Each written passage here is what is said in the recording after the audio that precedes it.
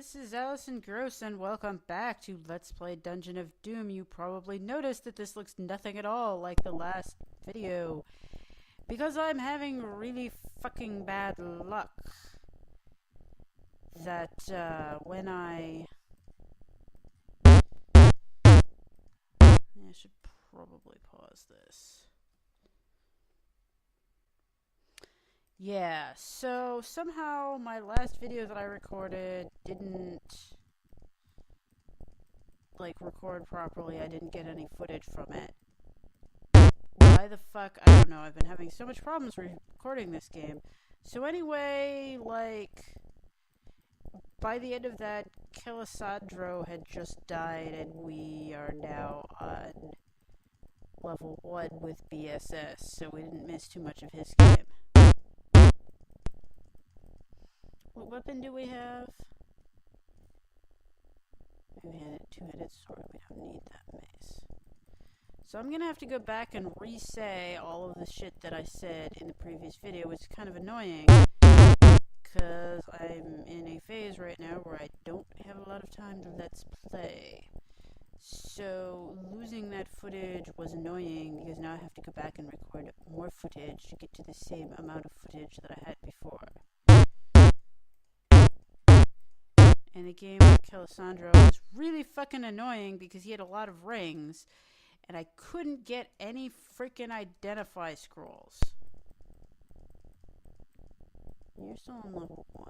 Okay, well, we're gonna head over to the exit. I don't remember where the exit is. And then we're going to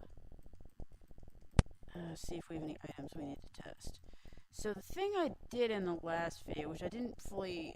Fortunately, I didn't record a full video. I got, interrupted before I finished recording it.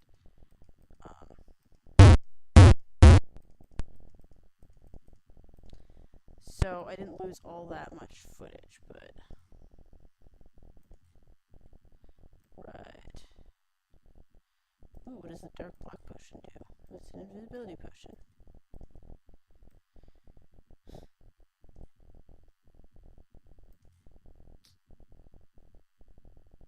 Oh, we have a spider, but... Oh, 2 hot pink potions. God damn, I still smell like cat pee. I had to take my cats to the vet, as I think I mentioned in a previous video. Yeah, they always pee out everything when that happens, and so now I smell like it. But anyway, in the footage that, didn't get recorded, I said I was going to do a preview of me doing drunk literature, which I talked about at an earlier time. Except that I wasn't actually drunk. I did have, 1 bottle of cider, but it totally didn't get me drunk at all, which really kind of pisses me off, because why the fuck are there so many two-headed swords? Seriously now. Because I don't want to have to drink more stuff in order to get drunk. It's not cool.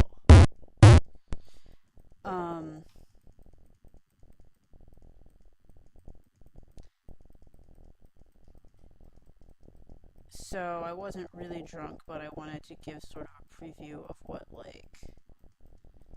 me sort of talking about literature would be like. So there's a particular song or poem that I wanted to do a discussion on. Come back here, you dude.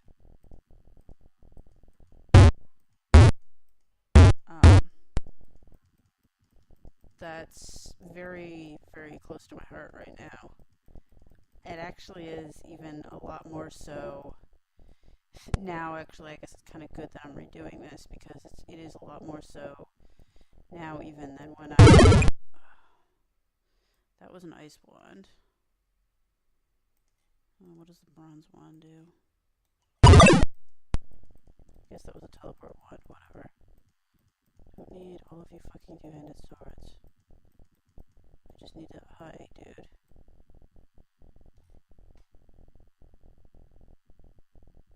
Copper wand.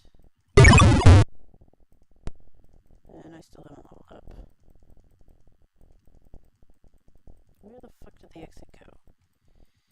So the piece I want to talk about today is called Rosas das Rosas. And it essentially is... Oh, I need to eat some food.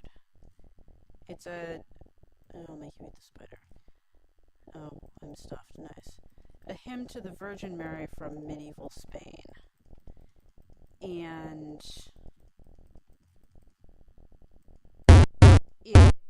I like it because it embodies a lot of the conventions of medieval literature, as well as like certain things that, you know, are very personally important to me. And god damn it, I still need to level up.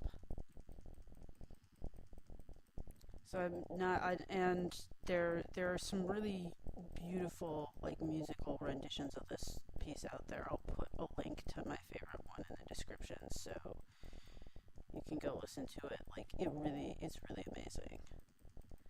But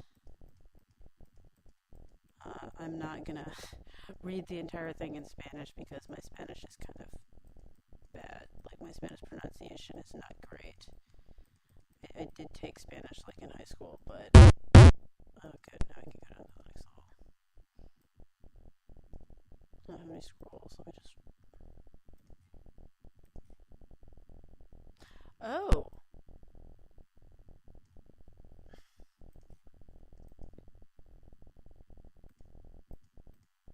Oh, that is a scroll. What does that do? Opal ring. Resist cold ring. I don't need that yet. Oh, why don't I just put it on so I don't forget about it?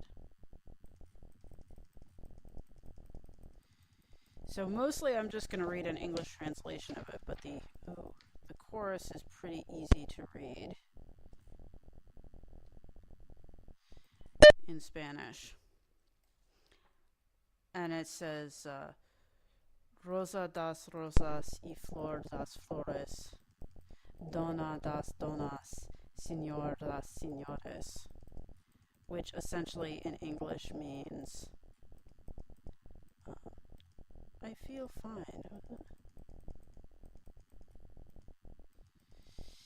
It means rose of roses and flower of flowers, lady of lady and lord of lords.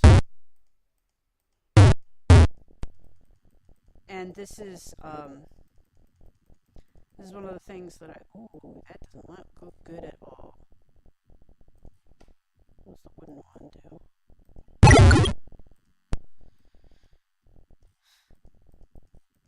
Actually, I should, yeah, because I don't want to fire at the wall because bounce can be shocking.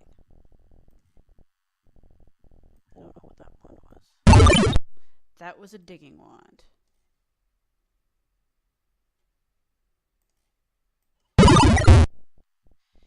That this is not, you might think that this chorus is referring to like God and the Virgin Mary or something. No, it's not. It's referring to the Virgin Mary alone. That she is both Lady of Ladies and Lord of Lords.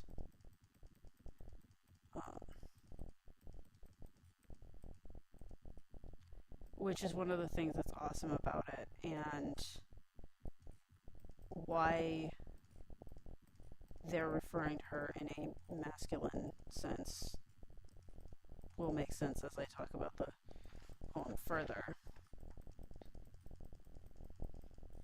Oh hey, you need to... Well, can I take you? I'm gonna see if I can take you. Oh, I can. Glad I didn't waste a wand on you. I don't know what that scroll does. I need to remember to drop a food ration. Should probably drink a pound potion because...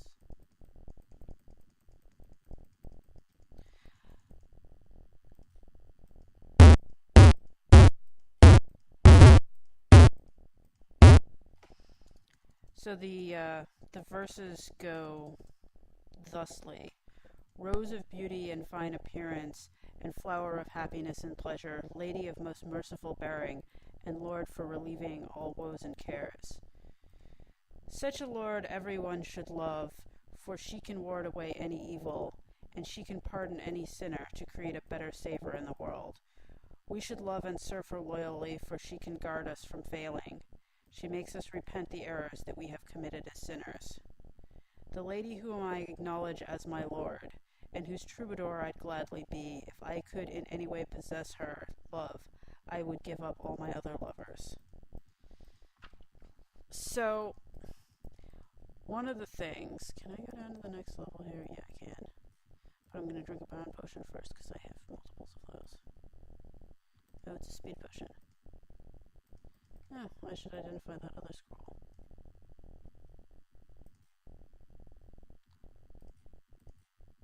Psh, I hate you.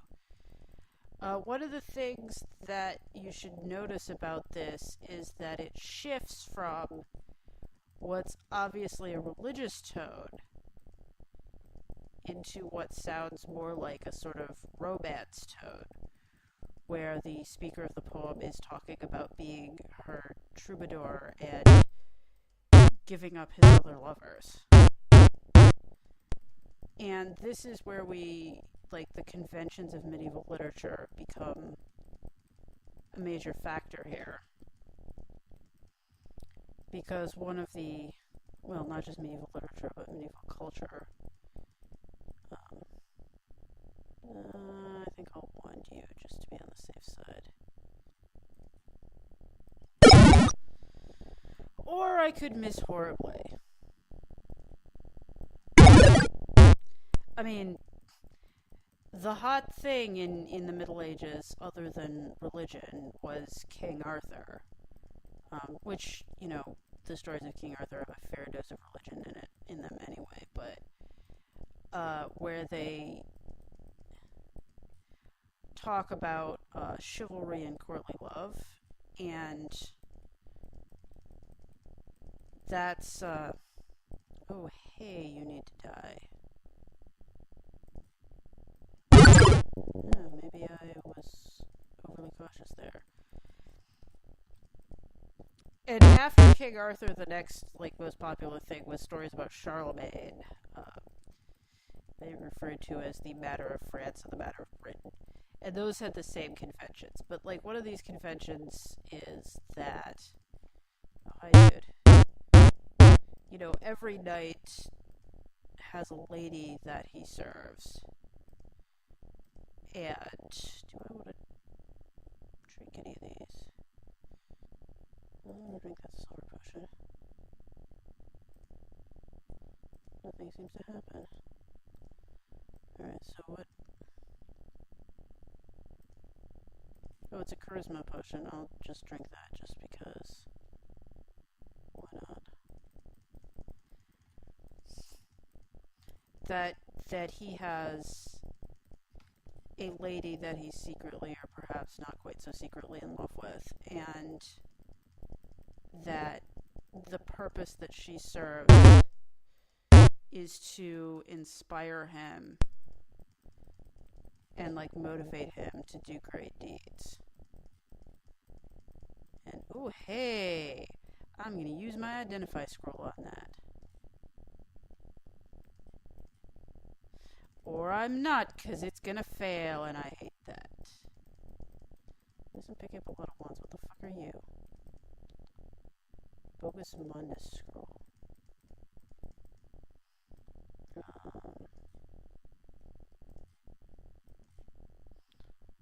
I want to identify that ring. Damn it. Ruby ring. It is a hunger ring. I will not be wearing that.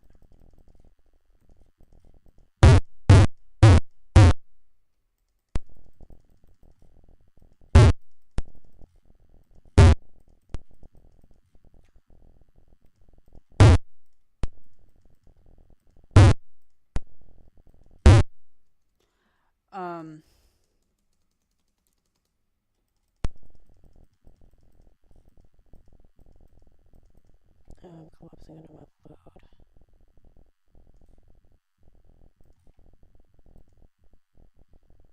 What do you do? Oh, I should read that. I feel more intelligent. Wow, I have a fucking lot of potions, especially speed potions.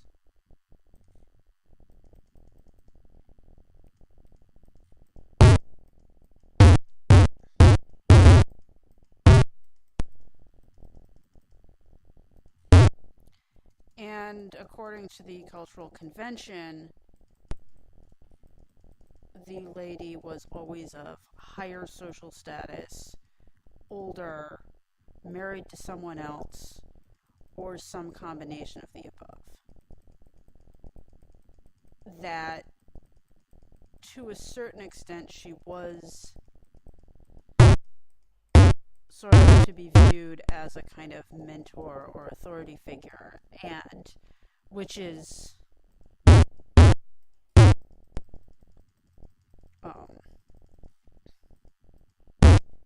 to a certain extent kind of amazing in that, you know, there were all these sort of religious and cultural sanctions against women at the time, but this was a way in which a woman had a certain measure of power. But this is where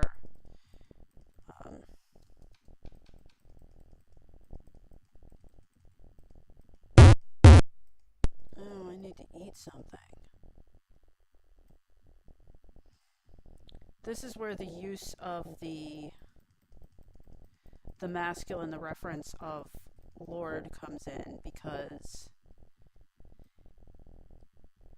the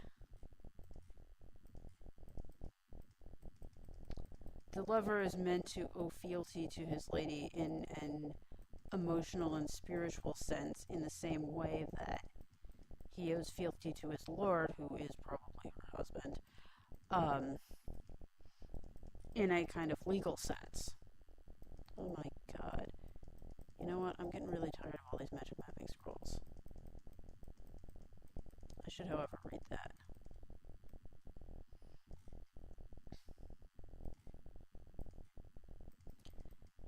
And so, you know, there's no knowing that this actually happened, you know, in real life, but there was this sort of fantasy of the knight or troubadour.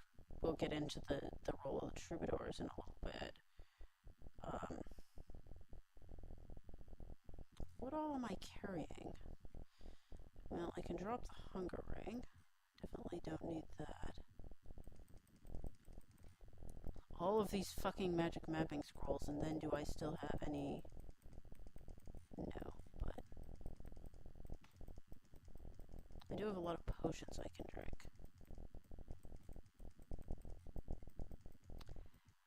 Pledging fealty to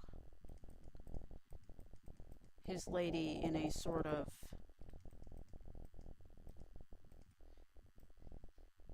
gesture similar to, oh, what does the ivory wand do? Similar to pledging fealty to a feudal lord. Yeah, I'll use a lightning wand, why not?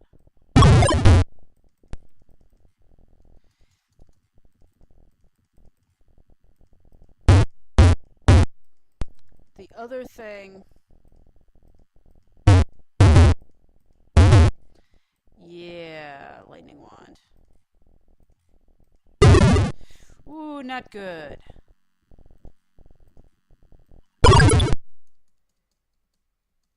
That. So whether or not, like, knights actually had, like, these secret fantasies about their overlord's wives or something, I mean, who knows? But we do have, I need to drink some potions, you know, evidence for troubadours, because, oh, that's not what I wanted to do, but I want to know what this does, because oh. I'm just going to pass until I stop feeling confused. Okay, good. Drop a food ration, and then we're going to go back up because we're under-leveled. Back here, spider. I need to level up.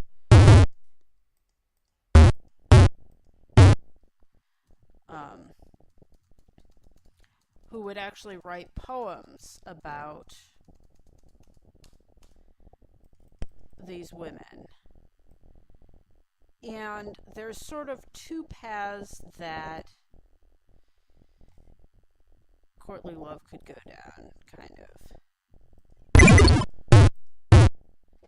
One is very much in sort of a physical sense, in that, like, that these knights and troubadours were, like, actually going and having sex with these aristocratic women, which, you know, again, we don't actually know if that was happening or not. You know, talk to people, like, in the field of medieval studies, and this is a good way to sort of start a war about whether, like, the tradition of courtly love is meant to be taken literally or not. But one thing,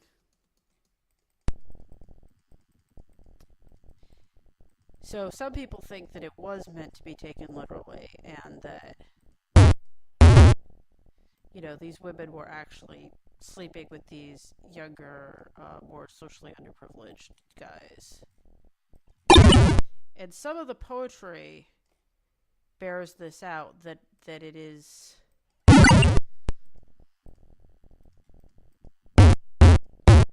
Oh my god! How many fucking giant scorpions are there?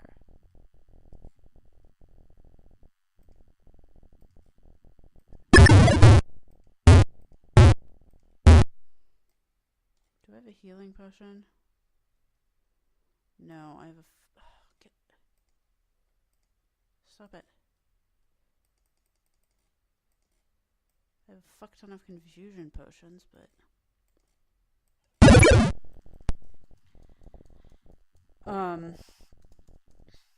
But... Oh my god! Oh my fucking god!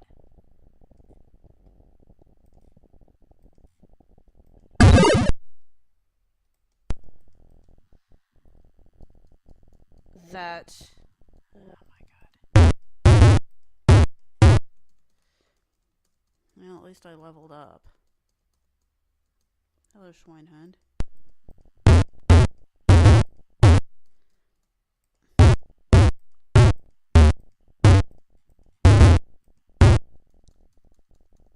Heal, damn you. That some of the poetry is pretty explicit. You know, I mean, I guess we just don't know if the people who were writing the poems were writing about what they were actually doing or what they wished they were doing.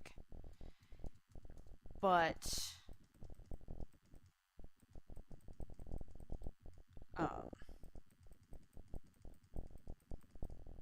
hello, Lizog.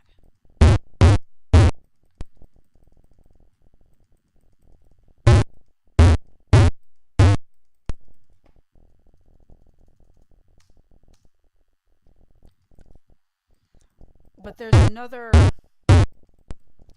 another branch of the sort of courtly love tradition that portrays it not as, like, physically erotic, but more as sort of spiritually meritorious, even. That through, like, having this devotion to this idealized woman, the knight or troubadour in question, like,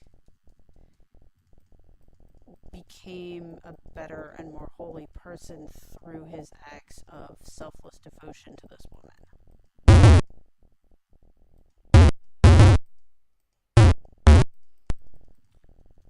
And so this thing that was essentially, you know, a type of earthly love came to have a spiritual cast to it. And so,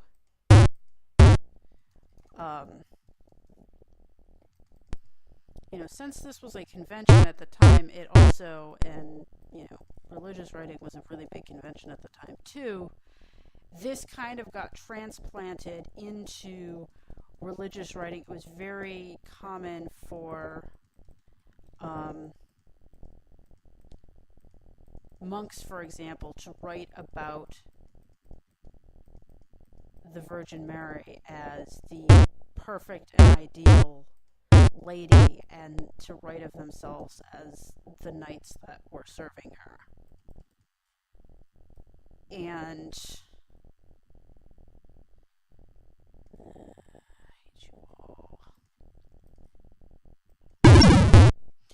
I especially hate the fact that I cannot aim. I need a wisdom scroll. Yes, I do.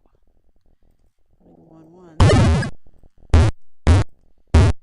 You know what? Actually, why am I wasting all my wands? This is what I need to do. I need to drink one of these, like, billion speed potions that I have, because I'm like, die.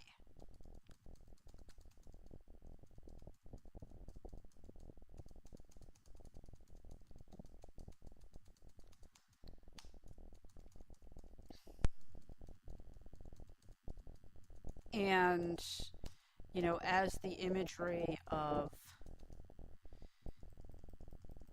the Virgin Mary as courtly lady got transplanted into...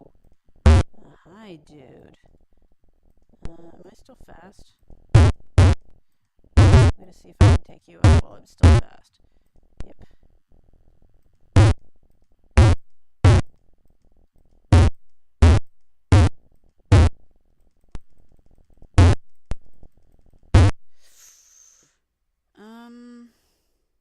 Teleport scroll?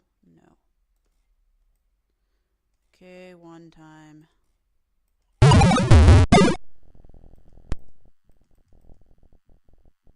What one was that? Let me drink. I'm gonna drink an invisibility potion. And run away. Go away, dude. Who are you dudes following me? So I just think that this...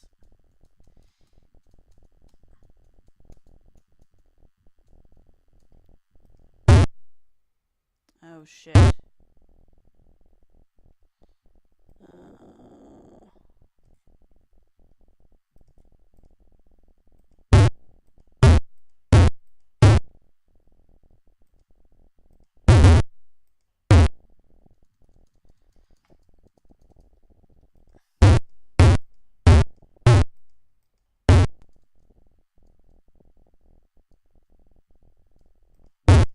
Yeah, you're nothing, dude.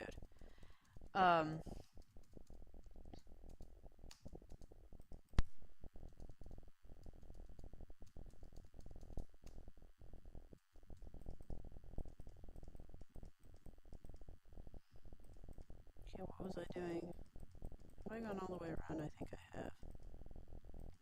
Yeah, I'll just go this way. And I need to eat some food.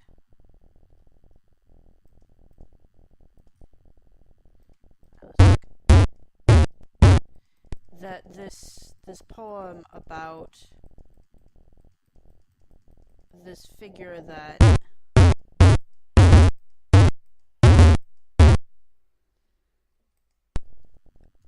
has qualities that are both like female and male and is an object of both erotic desire and spiritual reverence. I mean, first of all, this is very sort of quintessentially medieval. You find this kind of stuff all over the place in medieval writings. Like, this stuff is all kind of mixed up in it, which I know. Holy shit! Oh my god! I am not wearing a monster ring, dudes. I don't know what your deal is, but you know what? I think I'm gonna drink a speed potion and run away from you dudes, cause